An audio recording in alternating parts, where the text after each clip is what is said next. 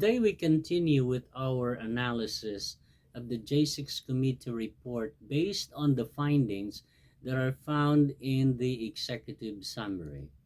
The Select Committee to investigate the January 6th attack of the United States Capitol, known as for short as the J6 Committee, which was chaired by Chairman Congressman Bernie Thompson of Mississippi, came up with 17 findings. Today we will continue from where we left off and we'll start with findings number 10. Finding number 10 states that knowing that a violent attack on the Capitol is underway and knowing that his words would incite further violence, Donald Trump purposely sent social media message publicly condemning President Vice President Mike Pence at 2:24 p.m.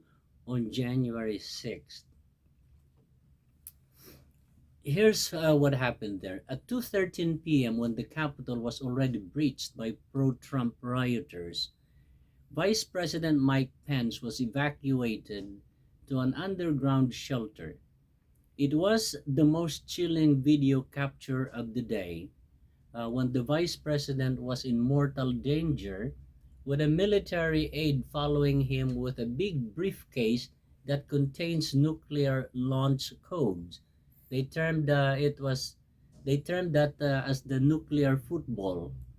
A copy of the briefcase that the president also have and being guarded at the White House. And at this moment, Donald Trump went on social media at 2:24 p.m. and tweeted, "Mike Pence didn't have the courage to do what should have been done to protect our country and the Constitution." Now, how do you think it was received by the Trump audience? That aggravated them, such as they were chanting, "Hang Mike Pence." Findings number 11.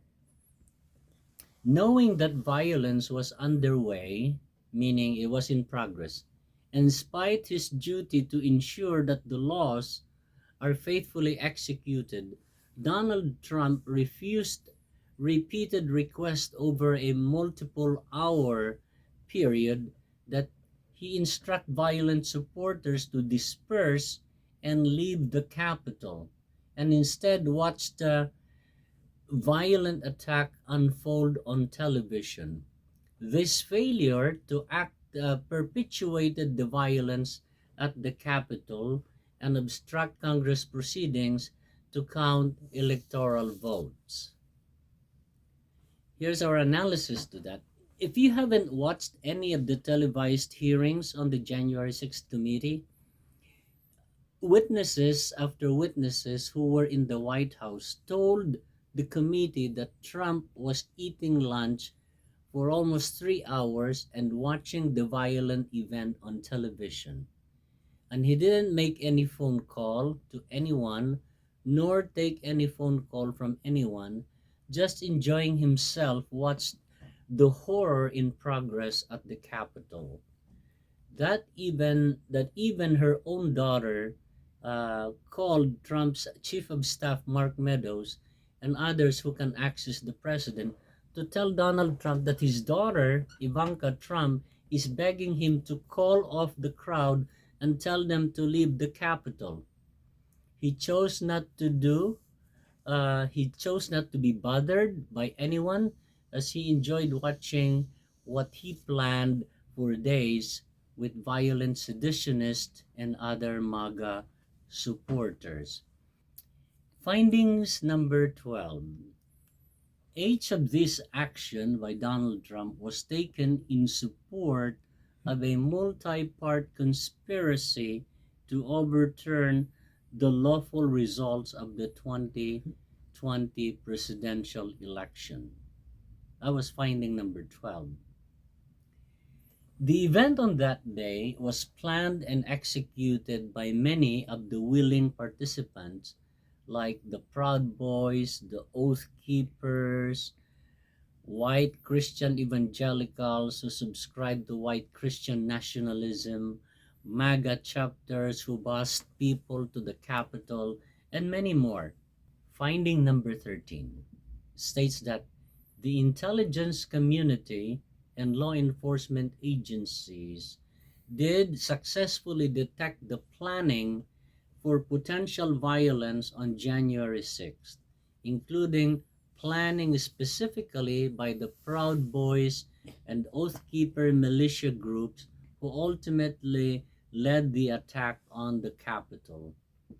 As of the January 6th approach, the intelligence specifically identified the potential for violence at the U.S. Capitol. This is intelligence that was shared with the executive branch, including with the Secret Service and the President's National Security Council. It was like this: the FBI, the U.S. Secret Service, and some other agencies under the Department of Homeland Security had picked up the chatters and conversations on the social media, information from reliable sources, informants, and leakers about the planned attack. But these agencies were waiting from the top leadership of their agencies to prepare and do something about it. Even with this information, the Capitol Police Force and the DC Metropolitan Police Force were left alone to defend the Capitol. What many in the federal law enforcement agencies had likely done here was to stay away from being involved in the Capitol because of potential criticism coming from the right wing media and MAGA followers and media influencers that keep describing the FBI and the Department of Justice as deep state.